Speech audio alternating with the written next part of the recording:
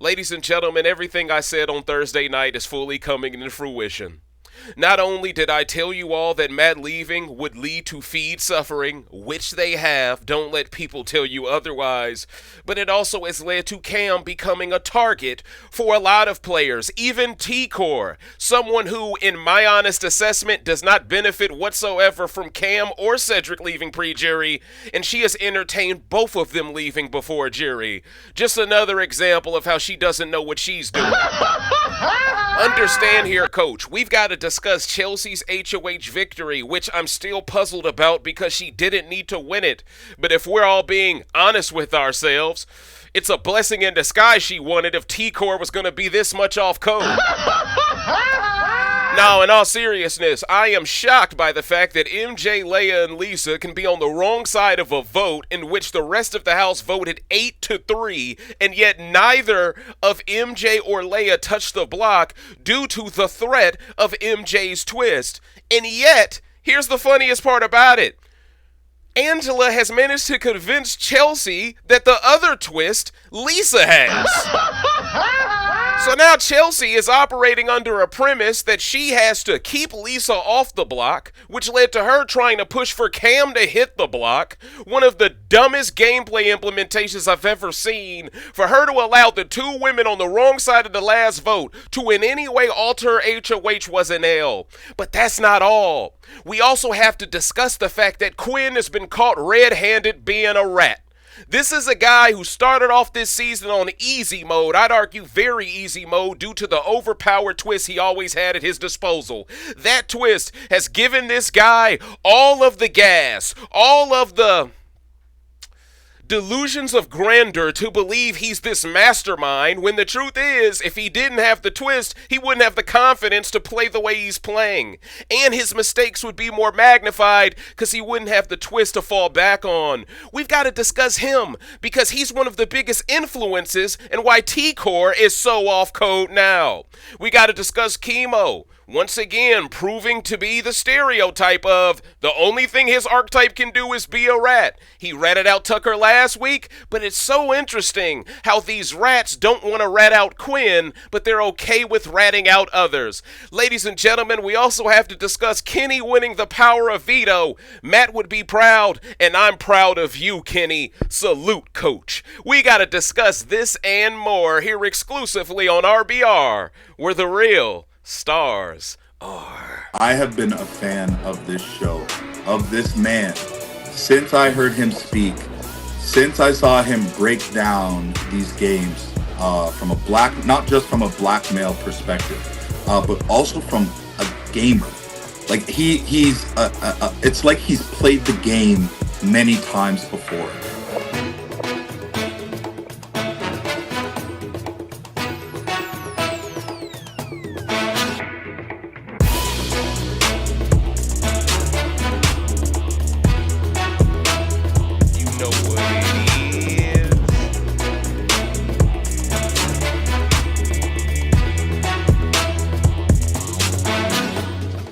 Welcome, ladies and gentlemen, to RBR, and I couldn't be more excited to deliver this live feeds update once again. And in this rant, which is entitled Loose Lips Sink Ships, I will explain exactly why it's entitled that. But first, as Julie would say, I gotta take you all down memory lane through the chronological path which got us here. Understand, Chelsie won an HOH that we all can agree she didn't need to win. She was playing, in my opinion, the best game in the game, considering she came off of a downgraded week and played exceptionally. I gave her more credit than Quinn by the end of that week because I understood while she was being held back by a handicap, Quinn was being superpowered by a handicap in his own right. So because of that, I always saw the truth. I always saw the forest from the trees. But this is why I was puzzled by Chelsie gunning so hard to win this HOH. Now, based off what we have seen on feeds, the context clues suggest it was between her, Leah, and possibly a Kenny, but we know for a fact it was between her and Leah. It seems like Leah finished third place for HOH 2 weeks running. That's at least the takeaway we have seen. Now, conventional wisdom would suggest if Chelsie fought so hard to win this HOH, she must have had a plan before she won it. No, Chelsie didn't have a plan, and she tried to approach this HOH very similarly to Angela. What I mean by that is, she's trying to please too many people all at once, and while I can agree that early stage game, the metagame dictates that you should try to please the majority, that way you can blend back in once you're HOH the next following week, I think when you're in Chelsie's position, it's a lot more difficult to blend back in. Because now that she has won, she has managed to put more of a spotlight on the fact that black people are winning things now. And I know what people are thinking. Trust me, I'm building towards a larger point. So what you got to understand is, on the night that that Chelsie won the HOH, Leah was rocking Cam's jacket. Everything I have seen on feeds suggests to me that Chelsie is a bit jealous that Cam is flirting with Leah and not flirting with her. This almost led to Chelsie making an emotional decision in talking Cam onto the block as a pawn because she believes Lisa has the twist that we know Quinn has. Alright? Now, for her to believe that Lisa could have that twist makes absolutely no sense to me. Alright, it makes no sense to me whatsoever because Lisa would be playing very differently if she had the twist. She wouldn't be playing like such a frantic pixie dust throwing fairy if she didn't have this twist. Let's keep it real. Right? But you also got to keep in mind, while Lisa has made mistakes week one, and while Kenny was the consensus pick to go up on the block week one, and we all have well documented Angela's mistakes from week one, albeit very entertaining mistakes, it kind of led Chelsie down the path where she had three easy people to nominate. The issue is, she didn't want to choose the three easy people that were on the wrong side of the last vote for the sake of feminism. And because she doesn't want to burn MJ's twist, because she knows that will run the risk of possibly nominating 5 people this week, she decides to form a ceasefire with MJ. Okay. Which I got to give MJ credit for even convincing Chelsie to do this, because in my opinion, this is the type of move that will bite Chelsie. I feel like MJ will turn on you at the drop of a dime. She will not remember you doing this for her in the future. But with that said, hey, she would rather run that risk with them than to run the risk of not teeing off or peeing off the black men. So while Cedric is running up and down the HOH, gathering information for Chelsie and running it back to her, Chelsie is still undecided on what the nom should be. She started off believing that nom should be, I think she said, Leah, Lisa, and Kenny at one point. Then that turned into Angela, Kenny, and I think it was Angela, Kenny, and Leah at one point. But then when she spoke to Leah, and Leah whispered sweet nothings into her ear, giving her horrible excuses about, oh, I always knew I'd be on the wrong side of the Matt vote, but I wanted Matt to leave this game and know I was loyal to him. No one cares about the player that leaves the game once they're gone. But once again, Chelsie allows those lies to get off as well for the sake of we're all women and we're all together. We're all in this together. All that High School Musical nonsense. What I'm concerned about is, for the sake of feminism, she's allowing these women to finesse her. There's a different F word going on. But with that said, so Chelsie, she gets double teamed by MJ and Leah in the HOH, and they convince her she needs to find this strong pawn that's guaranteed to come off the block, which will keep noms the same so they can backdoor Lisa, because Lisa has the twist, right?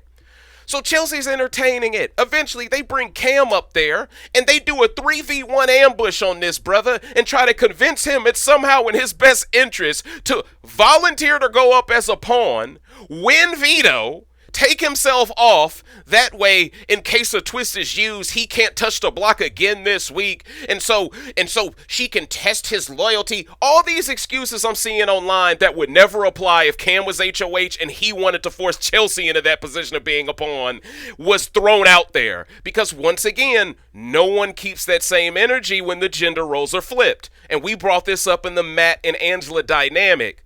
But speaking of the Matt dynamic, the same way Matt doesn't get any credit for being this guy who doesn't equal the energy of a lady who was being the aggressor, Cam doesn't get any credit by this community for not being the Jarrett that they said that they couldn't stand. Cam is the nicest guy in the world, and it's as if it's as if they don't like him more because he gives them nothing to bash him for. So now the narrative is, oh, Cam is boring, but these will be the same fans loving T-Kor T-Kor and Kimo.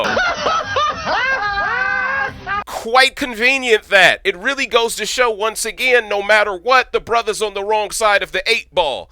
But with that said, Cam is trying to play ball. Cam is trying to do everything he can by the end of the game to hold on to the game ball.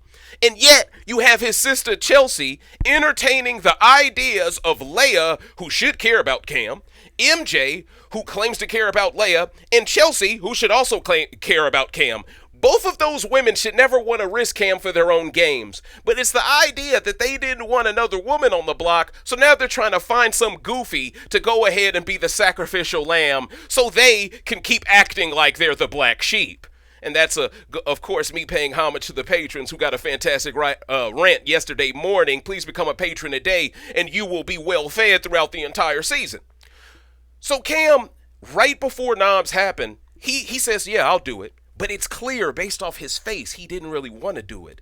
But he has to say what he has to say, because if he straight up declines, then he's going to come off like, oh, you're not willing to do what the HOH wants? This is why she should nominate you anyway. So once again, the brother has no real autonomy when really this should be a week where everyone black is on easy street, just naturally, right? But once again, everyone claims the game is boring when black people play smart, as if we should all play dumb so their faves can look smart. I'm trying to get people to see this, all right? But with that said, so right before noms happen, Chelsea's walking to the diary room before she can go in there. Now keep in mind, Angela, she eventually comes to the conclusion Angela has to touch the block because the majority of people believe she should based off her actions from the first week. Angela volunteers to go up initially, not after the veto, because she wanted 2 chances to compete for safety. Keep that in mind. So when Chelsea's walking to the diary room, Angela grabs her right before she walks through the door to basically get the keys in order to put them in and do the nomination ceremony and whatnot. Angela pulls her and just says, I just want to reiterate once again, I'm with you guys. Y'all know that, right? You really concerned me telling me that the house wants me on the block because it makes me feel like the house also wants me out. Now, keep in mind, Chelsea's target this week is Lisa because she can't stand this lady.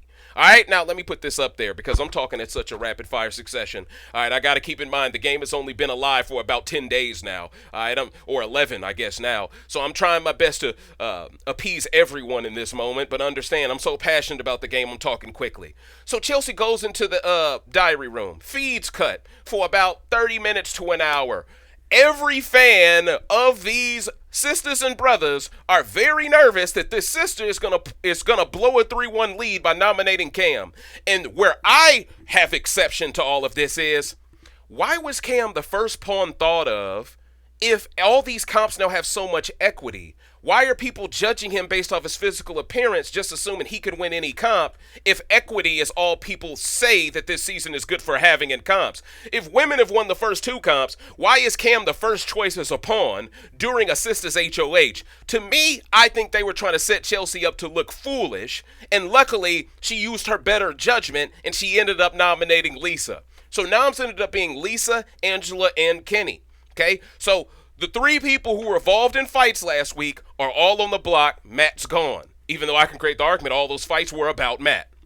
So even in Matt's exit, he still is impacting the game in one way or another. But while all of this is happening, feeds are completely boring. The only part about feeds yesterday that were remotely interesting was the idea that we were all nervous that Chelsie would choke the game away by nominating Cam.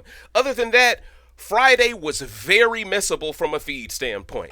So, now Cam is under high alert because now Chelsea's let him know how little he really means to her. Cedric is pulling Cam to the side, letting him know what Chelsea's telling him, basically like, hey, bro, you got to stay away from Leah. You're starting to rub people the wrong way because you around her too much. People are starting to suspect that y'all could have a final 2 or have some deal in principle that's outside of the core 3, outside of the Pentagon. Whole time, I still don't understand how Quinn constitutes as a Pentagon if y'all claim this is another cookout. Please, someone show me Quinn's birth certificate and how he checks the box, but once again, we're going to keep moving.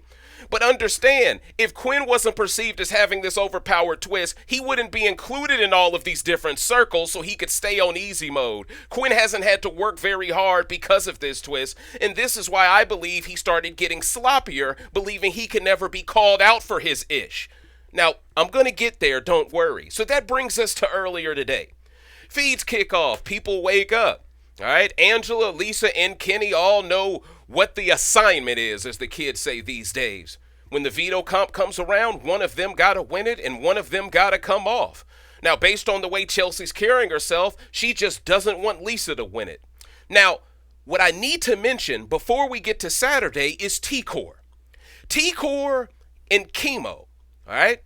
T-Kor went out of her way to throw Cam out there as a target and a threat, not based off anything Cam did wrong towards her, but just because Cam is too perfect. Because Cam played D1 football. And because Cam is a feminist. Literally, they said, where did you find this guy? He's a feminist too? Which in turn is basically them saying, this guy is too perfect. We need to target him, but we can't figure out a reason why to target him. So let's just create a narrative about, oh, none of us can beat him. When in truth is, Cam, along with the other players, played well, so T-Kor's horrible game week one didn't stand out as much as it did. But once again, do you see any type of appreciation for these players? No. Then you got fans online justifying T-Kor's off-code antics, acting like, well, the 3Cs didn't bring her into anything, because she was so bad of a player, what is there to bring her into? Would you trust such a bad player with sensitive information the first week of the game when their only social game is not being social itself? Oh, that's right. It's incumbent upon all the players, even the ones that are downgraded, to pick her up when they can't even vote or compete in comps. This is how crazy people sound, but I gotta be the one to get y'all to see how the super fans are speaking juxtaposed to how the casuals are likely to view this. Because you know the casuals don't like Angela, and by proxy, they might not like Quinn either, right? So I'm just trying to get y'all to see what's going on and why you may see a lot of black fans roasting T-Kor as this season moves along. Because every time T-Kor now is around black people, it feels like she's just trying to gather intel to rat them out to Quinn. So I need to state that as well. So we make it to today's feeds. Everyone black is outside for a little while. I think it was T-Kor, Cedric, and I think it was Chelsie. I don't think Cam was out there just yet. I could be wrong, but I don't think Cam was just yet. Maybe he was. They were by the canopy area. Now they're chilling. You know that's in the far backyard in the corner.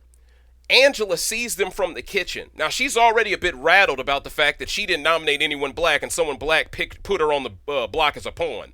So she's nervous she might not have the votes to stay because she played sloppy when it came to Matt. She goes into the living room. She approaches Quinn, and she tells him, they're all out there in a group. Go to the back door and look for yourself.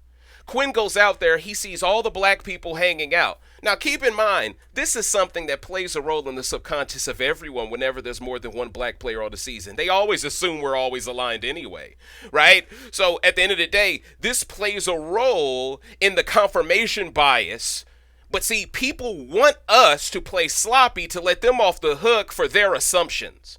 Truth is, week one, these black players were very smart, not to be obvious, because Cam was in the have-not room, Chelsie and Cedric had no vote or were downgraded, so they had built-in sympathy, and T-Kor was the horrible player no one wanted to pick on. So it was easy for no one to really point a finger at anyone yet. But with no Matt being around, now it's easy for people to jump into the Stone Age tactics. So when Angela approaches Quinn and lets him know that group, Quinn gets on some sneaky stuff. You know what he does? He rats out Angela to T-Kor. Now, mind you, T-Kor, the same girl off code enough to target a black man during a black woman's HOH week. Think about that for a second, ladies and gentlemen. That's not how the game is played. You can't do that. That's how off code she is. That's how thirsty she is to prove I'm not one of them. I'm not like them. I'm not like them. That's how thirsty she is to prove these things. And Quinn knows it. That's why he jumps into the bag to throw Angela under the bus for it, because he's trying to prove to her, oh, you're special to me. But look at the way Angela's talking about all of y'all. Also, keep in mind, Even though Quinn doesn't like Lisa, Angela has dirt on Quinn because she knows about his twist. So in my opinion, this was done 100% to get Angela taken out over Lisa so Quinn could hide his twist longer. So T-Kor, you know what she does, right? She runs to Cedric and tells him what she heard from Quinn.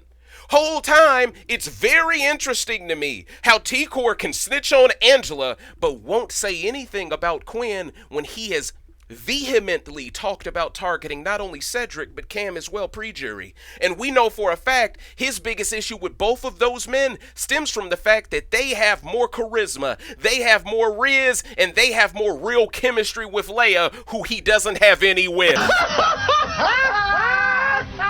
So Quinn's the type of guy, he needs the Dirty Mac to compete because he doesn't have a mouthpiece. I mean, let's be honest, he needs a twist just to compete. So you gotta understand, Quinn has ulterior motives in throwing Angela under the bus. He has ulterior motives in targeting the black men, but he also has an ulterior motive that is very Michael Bruner-esque in trying to act like you're this ally of black people while also plotting to use your twist to throw up nothing but black people. Huh. You know you're exposed, right? See, Quinn, I let him off the hook a lot early on in these updates because I didn't want to believe that he was who I thought he could be. I didn't want to make the lazy comparisons of just looking at him as another Corey, but he's about to crash out over a girl just like Corey. We don't do that here. It's the truth. And what does it say about these archetypes? How production always soups them up, and they're always a fan of the era of the game in which these twists were always used to screw over certain archetypes. You see what I'm building towards here? So understand, Quinn is plotting with T-Kor, Kimo, and now they have brought Leah into a Final Four type alliance scenario. Quinn doesn't even know Leah has already snitched on his twist to Brooklyn. So all it takes is for Angela or Brooklyn to run that information to Chelsie, and the greatest week could happen where Quinn gets backdoored out the game. That honestly would balance the game out. That's honestly what would make the game good again. But it's not going to happen because he's production's golden boy. We all know it. But anyway, so what you got to understand is Veto was played today. Kenny wins the veto. I'm so proud of you, Kenny. So is Matt. You deserve to come off that block. You deserve it, bro. You are the player who, let's be real, Lisa won veto last week. While I do feel for her, I also feel a little bit worse for Kenny in this scenario, right? He was the easy guy to be thrown up initially last week. He's the easy guy to keep being thrown up. Now, to be granted, this time he volunteered to touch the block, but I digress. So Kenny wins the veto. Apparently it was a puzzle comp of some sort. Kimo thinks because he won that Struggle AI Arena comp, he thinks he's some comp beast now. Whatever, bro.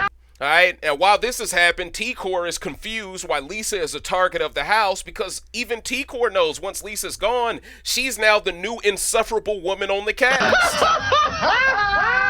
But it's just interesting how T-Kor will benefit from 3 black people playing better than her, but she won't ever try to repay that favor by looking out for them when people are after them. Says a lot about her character. It really does. So just understand, this is playing a big role in why Quinn knows he can manipulate her. All right, so you got to understand, certain people know to work with over others. Because remember, Quinn was aligned with everyone black but T-Kor, and he chose her over them because she's worse than them at the game. Am I lying yet? No. So, Kenny wins veto. Now Angela is visibly rattled because now she doesn't know who's going to go home. She doesn't really have confidence in herself. And honestly, I think it's hilarious, Angela, how you berated Kenny over the idea that he was willing to basically walk out of this game so Matt could stay, which would have made things very interesting. But Kenny atoned for it because his veto win is the reason why you're rattled now. But I also find it very ironic, Angela, about the fact that you had the audacity to tell Kenny that you wanted to be in this house more than he did, and yet when it was time to prove it in a head-to-head 1v1 veto comp, you got cooked by Kenny. You reap what you sow, partner. Hey man, listen, that is what I call strategic karma, coaches. So what you gotta understand is, Angela right now doesn't understand who the replacement nom will likely be. Now, based on feeds thus far, and feeds have yet to return, by the way, because there's some drama we got to get to towards the tail end of this, so I'm trying to work my way there quickly. I hope you understand the tempo of this explanation. Apparently, Chelsie plans to nominate Joseph as a replacement nom when Kenny comes off. All right, so that's something y'all can take in. Feels like she's terrified of nominating Leah because she wants Leah, when she eventually wins an HOH, to not nominate her. All right, that's what she believes will happen for her. That remains to be seen. All right, so right now we can just go with the information that Joseph is likely to replace Kenny on the block next to Lisa and Angela. So Angela walks up to the HOH room to have a conversation with Chelsie soon as feeds return and Kenny is revealed as the veto holder. When they're up in the HOH room, the feeds don't even show us half of the conversation. They only show us the last 20% of it, tops. But in this conversation, we see more than enough to suggest, based on Angela's actions when she went downstairs, she immediately goes downstairs to the bathroom. You see the thumbnail. It's her talking to Quinn near the showers. And she immediately goes off on Quinn, talking about, I can't believe you would do that to me, Quinn. Because now she's aware about what Quinn told T-Kor about her. So what you got to understand is, Quinn wanted the casual audience to see him as an ally of black people behind this gesture he did to basically throw Angela under the bus because she knew about his twist. That's the real motive of why he's throwing her under the bus. Has nothing to do with him loving black people, because he's prepared to use his twist to screw over 3 black people.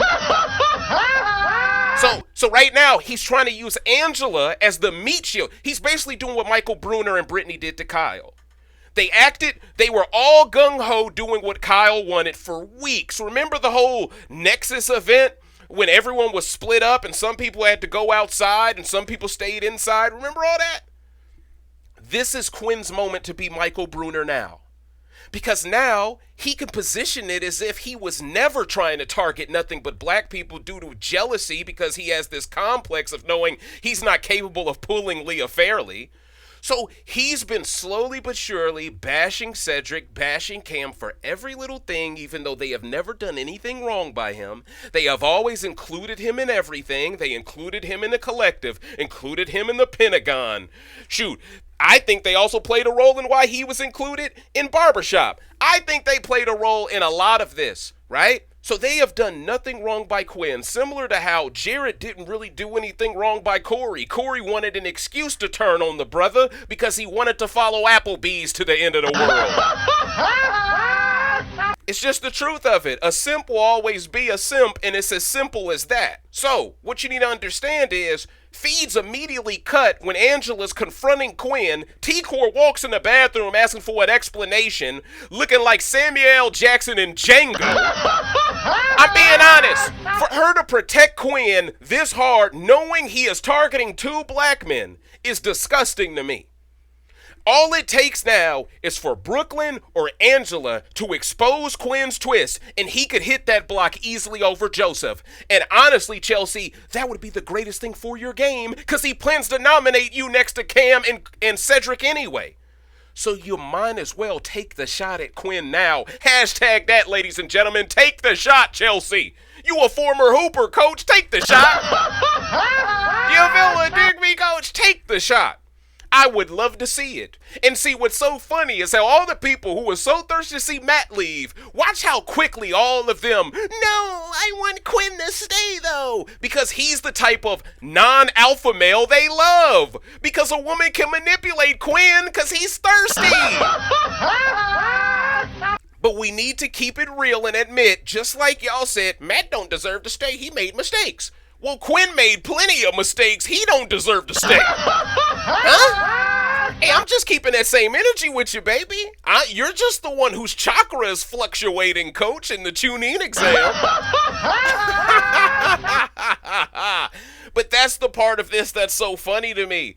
The idea that Quinn's loose lips is beginning to sink his battleship. The idea that he had T-Kor entertaining the idea of targeting black people pre-jury. And once again, I don't know how T-Kor plans to win this game if there are 2 less black people in the jury to vote for her. I don't understand her game. Kimo will cook you in Final 2 based off his story. Quinn would cook you in Final 2 based off his story. Leah would cook you in Final 2 based off her story. What are you planning to do with those 3? But once again, a bad player takes whoever includes them, and they hold a grudge with the people they believe should have included them.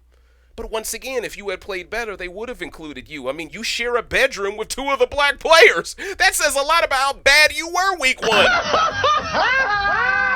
So just understand, ladies and gentlemen, this is how the game is shaking out. And feeds are still down, by the way. I have recorded this entire live feeds update from the moment feeds cut when Angela confronted Quinn. T-Kor apparently was crying about it and tried to tell cams what happened. Feeds cut again because they don't want us to see any scenario where the CBS plant is cooking their golden boy. And that's the real takeaway I want you all to take from this. The idea that Quinn had such an easy road ahead of him, but he got caught up in jealousy of another man out of thirstiness for a woman that was not choosing on him. Quinn's need or Quinn's desire for Leah turned him into the exact type of hater that we hate to see men become, especially this early in the game. And for a guy who acts so unbothered and acts like he can't wait to be so messy, when it's all said and done, I don't really believe he's this guy with all this confidence, because if he truly had it, he wouldn't need to target Cam and get Cam out to have Leah, would he? Truth is, Cedric already approached Cam and got Cam to back off Leah, so she's all yours. You don't even need to target Cam to have her. But it's the idea that you are insecure about the fact that you can't out-riz that brother. And that's the part about you that exposes the fact that without that twist, you would not be even who you are right now. And that is why it is very difficult for me to not only rank you in my top 5 power rankings, but it's very difficult for me to see you anything different than what Michael Bruner was, a fake ally. So ladies and gentlemen, in closing, here is my top 5 power ranking. I hope y'all have enjoyed this rant. Trust me, you can fact check everything I said. Nothing was a lie. I just spoke on it from a black perspective to get y'all to see that T-Kor ain't one of us. But, and for the people who saw my worst to first in the preseason, ooh, that thing is hidden differently, ain't it now? I'm just saying, I've been right about so much, they can't even mention what I've been wrong about. But anyway, my top 5, by the way, the have-nots are MJ, Leah, Rubina, and Lisa. I need to state that. So Lisa is the only have-not that is currently on the block, and that means Lisa and Angela will compete in Thursday night's AI Arena competition. The question is, who will they compete against? Will it be a Joseph?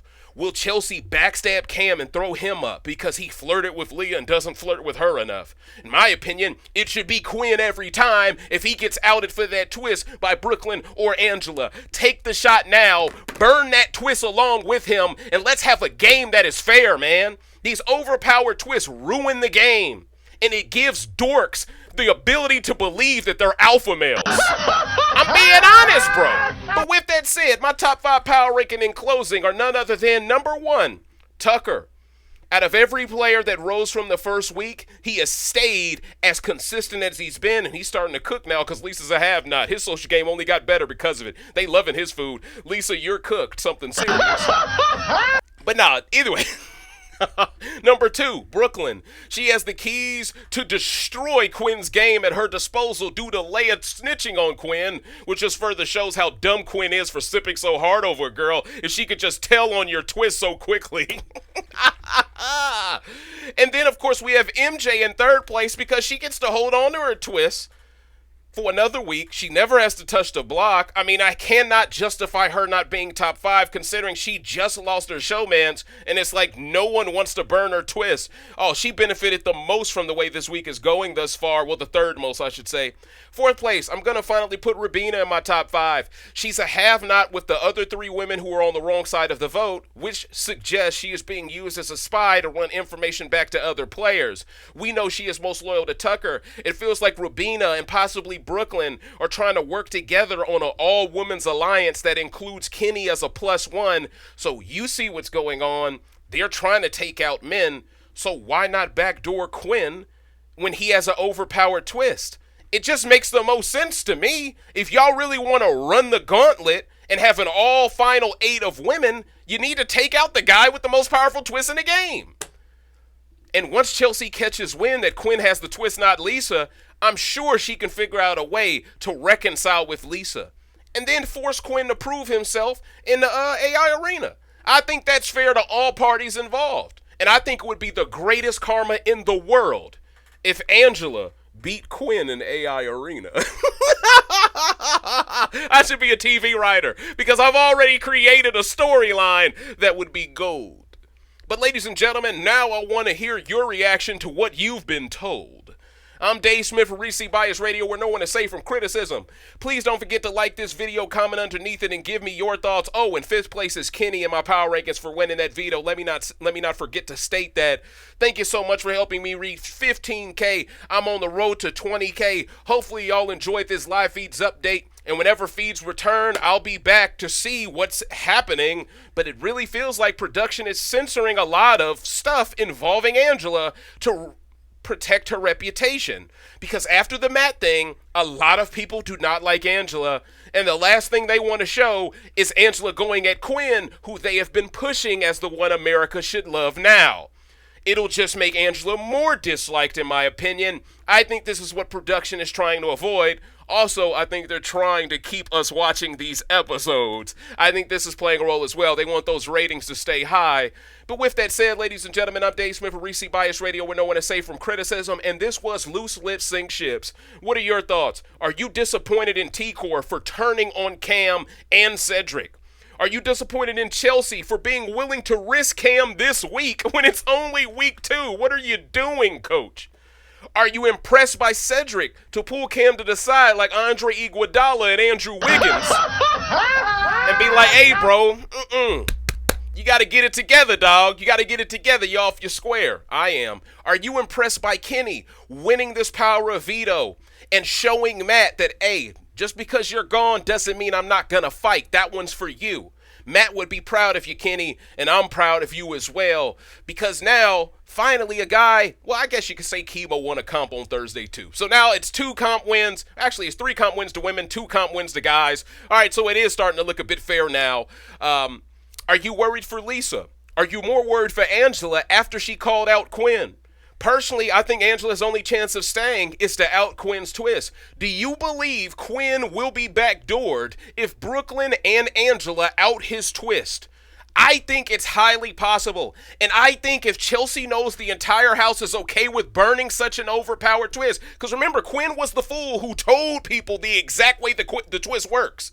He told Kimo and Angela exactly how it works.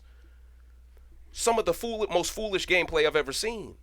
So now, because they know how it works, all it takes is for Kimo. I don't think Kimo would ever rat him out, but just the idea that Quinn felt so safe with Kimo, he told him he would use that twist. Now, he didn't directly say he would throw up 3 black people, but he said, I want to flip this game. And when you're saying that during a black person's HOH and you've been hating on 2 black men this whole time, we know who you're referring to. We're not stupid. So there's going to be certain people gaslighting y'all, making y'all believe, that's not what Quinn said. But we all know what he meant. So ladies and gentlemen, I'm telling y'all what I'm rooting for right now. I want Quinn backdoored.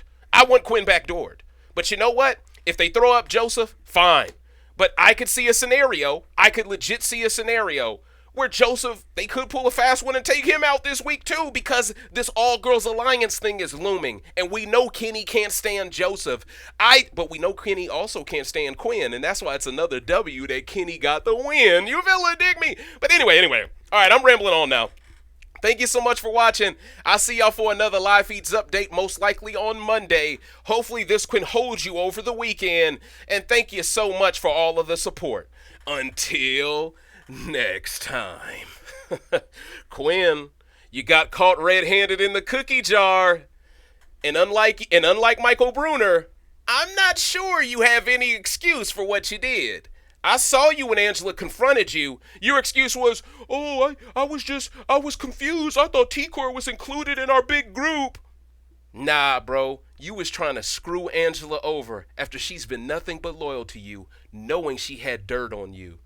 You got caught red-handed, and the first time I've ever seen you raise your voice all season, Quinn, was to Angela. Bad look, because everyone will clown Matt, but he didn't raise his voice to Angela. He was a man. So it's a bad look for Quinn, the guy with all this pent-up rage towards the black man, to raise his voice first to a 50-year-old woman. Says a lot about you and how you would play without that overpowered twist. You've been exposed. Until next time.